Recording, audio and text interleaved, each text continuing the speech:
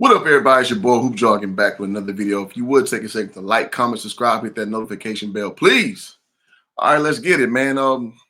Again, I told you with the Lakers coming back with the Luka trade, I will be more active on this stream, on this channel for that matter. And so here we are, man. And so, as we know, the Stephen A. Smith is a situation. LeBron checking Stephen A. has been like the shot heard around the world as far as the basketball community is concerned. And as we know, and we'll get into it in a second, and they definitely will show the video of it, with Brian, stepping to Stephen A. Smith and as a father stepping in saying, hey, keep my son name out your effing mouth. He got into his Will Smith bag. And as we know, and here's the conundrum I have with this, and I won't be too verbose, but I want to kind of lay it out like this way. This is the very reason why I respect guys like Skip Bayless. Now, Skip Bayless got a lot of unredeeming traits to him, but the one thing Skip Bayless has always said is he does not get close to athletes. Why is that? Because when you get close to athletes, you lose exclusivity. And the reason why you lose exclusivity is because when you say something they don't like, guess what happens? You fell out of grace with them. So, and that's the problem with media. And that's the problem with the so-called new media with Draymond Green, because apparently Draymond Green has frozen Stephen A. Smith out too for his critiques about Bronny, and we'll get to that in a second.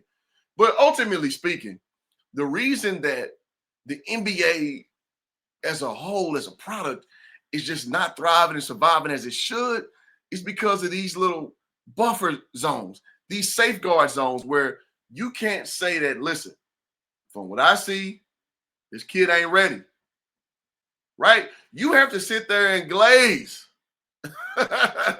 You have to sit there and I have to lie. Like, I got to say it, and I love his podcast, Gilbert Arenas. You have to sit there and basically state what you know not to be so to stay in the good graces with the athletes. And I think that's a huge problem, man. So without further ado, I wanted to delve into the Stephen A. podcast a little bit. Now, I think Stephen A. has made great strides in his own independent media. I mean, he has over 3 million subscribers, so obviously he's doing something well. And salute to him getting his 4-year, $100 million contract of what they say. So, but even him still, probably the most influential man in basketball, has to sit here and feel some type of way because LeBron James stepped to him at the game last night against the Knicks and basically let him know how he felt. But without further ado, man, let's go ahead and get into it because these things need to be discussed. These things need to be said because what happens is in positions like this, the real story doesn't get told, right? And what's something that I always want to make authentic with this channel is Hoop is going to give it to you real, man. So without further ado, let's go ahead and get into this. We'll talk about it and let's do it. Welcome back. Now let's get to a subject that's apparently going viral on social media today, and it also involves yours truly. Oh, fair use. Come on, let's get it. Last night I was in attendance at the Knicks-Lakers game, sitting courtside, where during a timeout, I believe it was in the third quarter, I was confronted by none other. And let me say this too. Me and LeBron James are the same age. Well, closer to 8. I'm 41. He's 40. This is what LeBron James is, man. He is ultra sensitive and he tries to play this role as is he's just so magnanimous. Like he's so unbothered. This is this dude right here, man. He's very passive aggressive.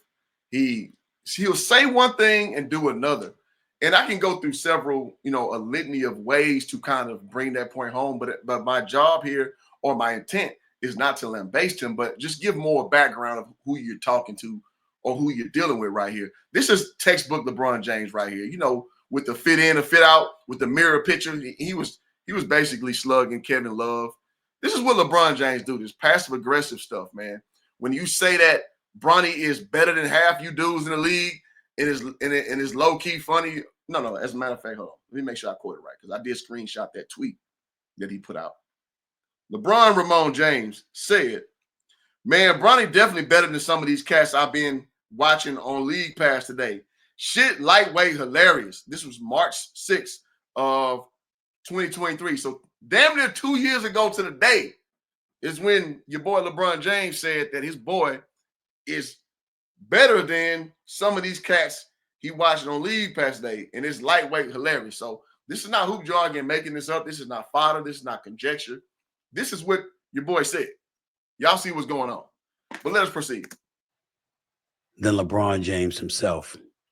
LeBron had some choice words for me in regards to comments I've made prior about him in regards to his son, Bronny James. Before I get any further, let me just put to bed a couple of things that have been reported that are false. People was talking about LeBron called me out my name, or somebody said he called me a bitch. Somebody said he called me a punk. And I gotta say, I like the unfiltered Stephen A with his show, because this is how these dudes really talk behind camera. And I'm not gonna say names, but I've been around a lot of people who are professional entities or like professional athletes. These dudes cuss a lot. So I like that Stephen A is very vulnerable on his own podcast, and you're not getting the fluff version that's on ESPN. Obviously, you know that's a Disney corporation, so you know you want to clean the content up. But now you get more of a real view of who he is. And I do like the fact that he is more candid of how he is. And all is none of that is true. He was fiery. He approached me during the game, and he said, "Stop effing with my son. That's my effing son. Stop effing with my son." I said, "What? Nah, man, straight up, man to man. Real talk. Stop effing with my son." And I saw how furious he was. And I said, "We can talk about it later." "Nah, F that. Stop effing with my son. That's my son. That's my son." I said, "All right, dog. Fine." And let me say this, man. As from a father perspective, I can understand why LeBron's getting tight about Stephen A speaking anything that's not glowingly about his son. Why is that? Because ultimately speaking, the expectation is LeBron James is basically, you know, still the stalwart or the progenitor of the face of the NBA. So there's an expectation that you don't really critique him like that. You don't step to him that way. And his boy, Bronny, some people call him the sperm. He's a tentacle of that whole thing. It's just like, bro, I thought we understood the system.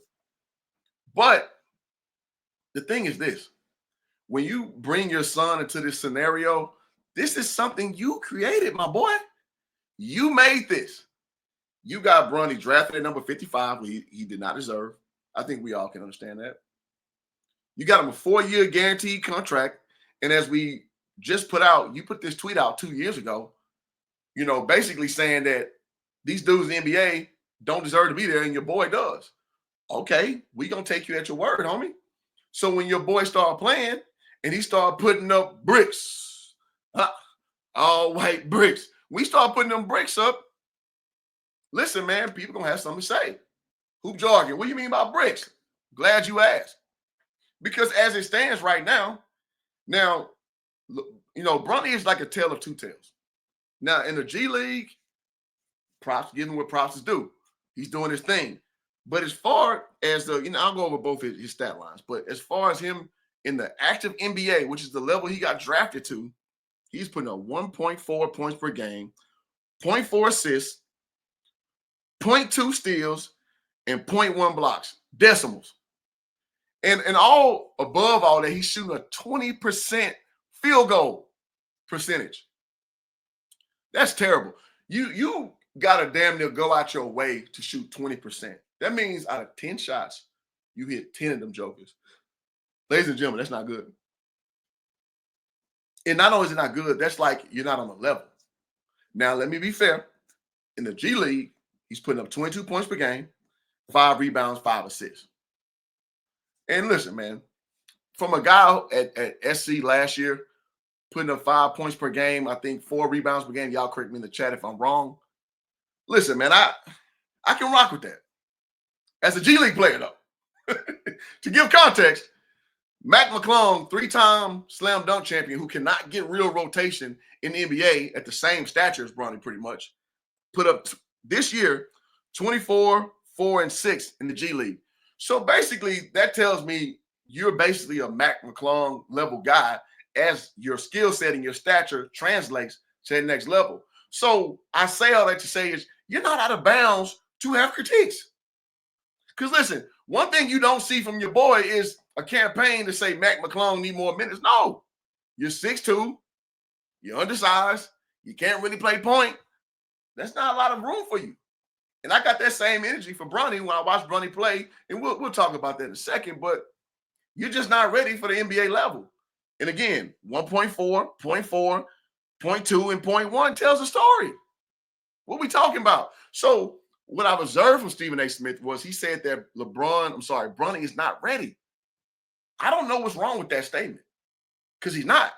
A 6'2" guard who can't play point, he's not ready. And it just befuddles me how dishonest people are about this kid, man. Jaylen Brown said it best, man. He said, I don't think he's a pro. Y'all remember that footage? I made a video about it a few months ago. He's just not a pro. So what's wrong with saying, listen, man, keep developing, get your you-know-what together, and then maybe you might be a pro, but as it stands right now, you're not. Stephen A., take it away. And he walked away. That's all he said. I knew what he was talking about. I've spoken about this before.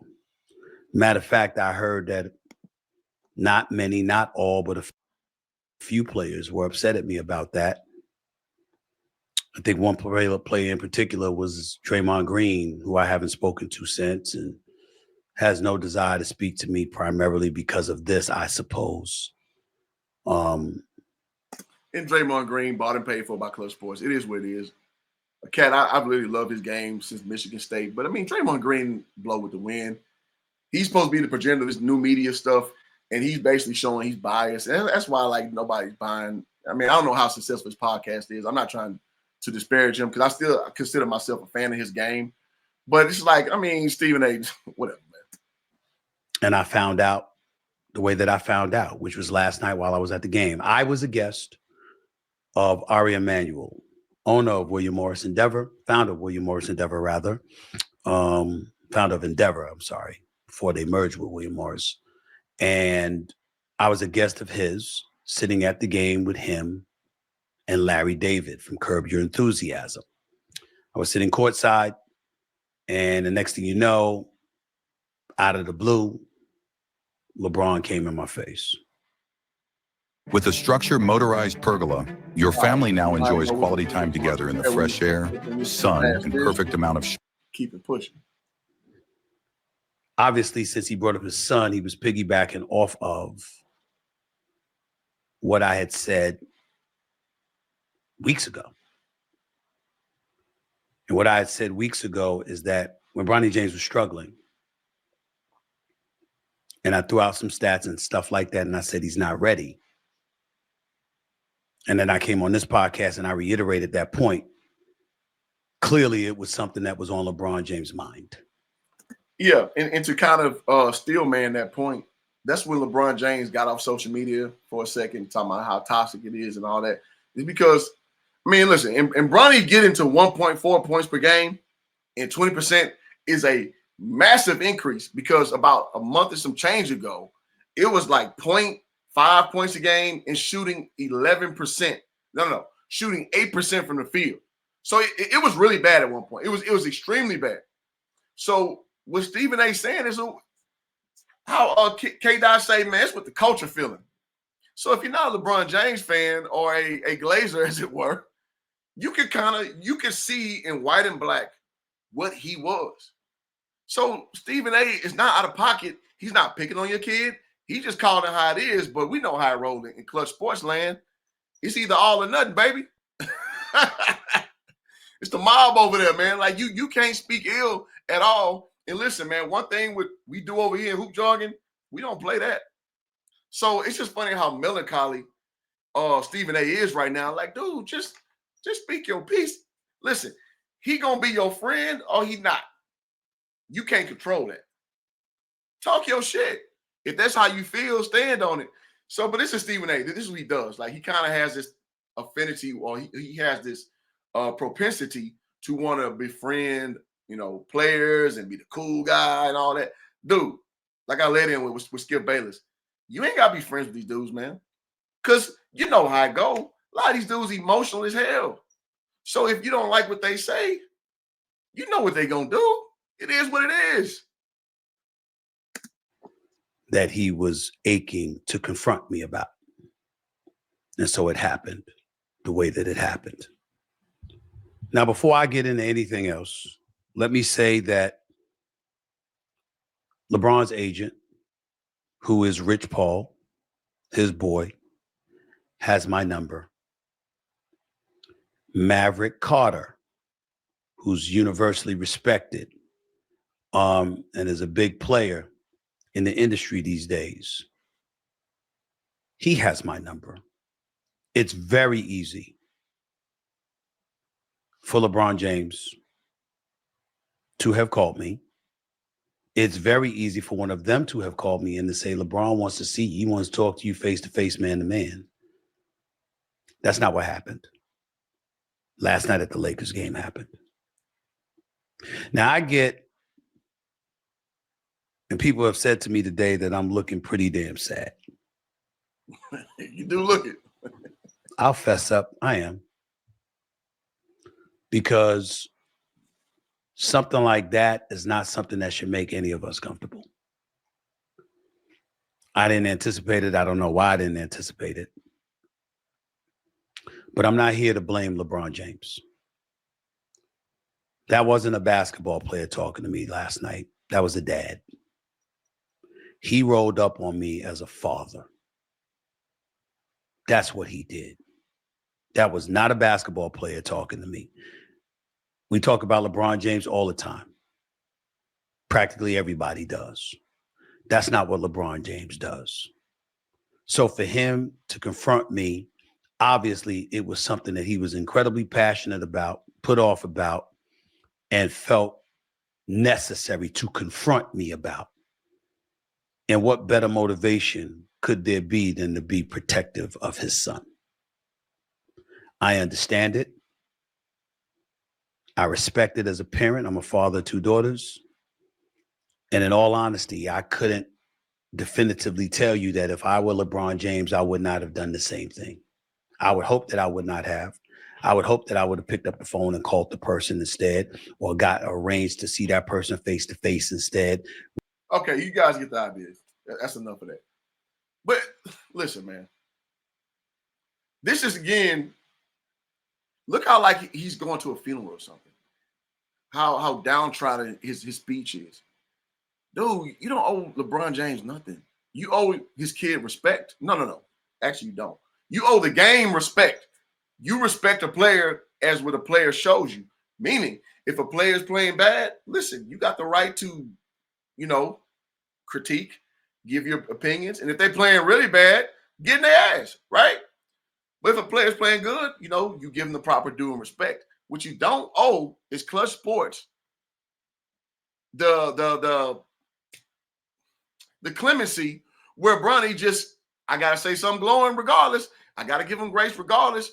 Now, if he was a player who was, low on the radar, because I have this theory. Hoop Jargon has this theory. Whereas I don't really get on a player until about year 5. Year 5 is when I start giving real critiques, because I know there's a lot of development that comes to a player. But here's the problem. Bronny has been scooped up and shoved into your lap and shoved into your lap. Oh, you're full? Open your mouth. Some more Bronny to your mouth. Whereas on the ESPN's actual Instagram account, they're making highlight tapes of him making just rudimentary layups, right? So it's sensory overload. So naturally, people are going to push back like, okay, this is just a little too much. This feels weird. It's inorganic, right? So, be damned if you sit back and say like, yeah, this is a little much. This is a little much. I don't like how you're trying to force feed me to like this kid or to glaze this kid, as the kids say, right? Let me just speak what I say and mean what I say and give you my honest evaluation. right? And it's just a faction of people who just would not accept it. And listen, man, Bobby Brown said it best. It's your prerogative. But listen, man, us in the bleachers, in the cheap seats, as it were, we're sitting here like, okay, I'm not seeing a player that great. I'm seeing a player that needs a lot of work. So when Stephen A kind of more or less is groveling, because, you know, you basically went up against the face of the NBA, make no mistake about it. You look weak, homie. Like, it's like, why can't we be honest? Why can't we be honest? If you guys watch Bronny play, he's not very aggressive. He's athletic as shit. He don't use it when he plays NBA level. And you guys are seeing like some of those crazy misses, you know, with his floaters and like unwillingness to attack off the pick and roll. And listen, and I'm with the camp of people saying like, give him a chance to figure the game out. I'm with that. But I can show you a text from my legit NBA plug, somebody who actively works for the NBA, said, you know, this was the evaluation, to be fair. This was the evaluation from about 4 months ago. He said he's the worst player in the NBA. Right? Now, if that's the case now, I guess maybe that's debatable a little bit since he's done work in the G League, as we, you know, just lamented on. But ultimately speaking, he doesn't add a lot of value to the Lakers, because if you juxtapose him with Dalton Connect is coming in like, you know, a player contributing off rip. Whereas Bronny, if we're just being honest, he gets his shit off when the Lakers are up and down 30. That's when the Bronny James show starts. And we know what it is. You guys watch Love and Basketball with Quentin McCall. He came out there playing for the Lakers too, right? Doing the scrub minutes. Bronny be out there doing them scrub minutes, man, and nobody wants to be honest. Because Hoop Jog gonna keep it real. And I've been kind of covering him little by little over the last, few months. I just don't see a professional player. Stephen A. don't see a professional player. Jaylen Brown don't see a professional player. Rashard McCants don't see a professional player. The people who have the gall or the cojones to say what they see, we know what it is. We know what it is. And so ultimately speaking, people are scared of Bron because, listen, man, LeBron James is a brand. At 40 years old, offensively, all things, considered, is having a great year, arguably MVP year. But ultimately speaking, what you doing ain't got a damn thing to do with the price of tea in China, i.e. is what your seed is doing, the sperm is doing. That's not an NBA player. I'm sorry. So I just went in the video there, man. Y'all tell me what y'all think in the comments. If I'm tripping, let me know. If y'all feeling what I'm saying, let me know. Again, I'll be back on these a little more with the Luka era intact. So till next time, man, thank y'all for tuning in, and I'll catch y'all on the flip side. Peace.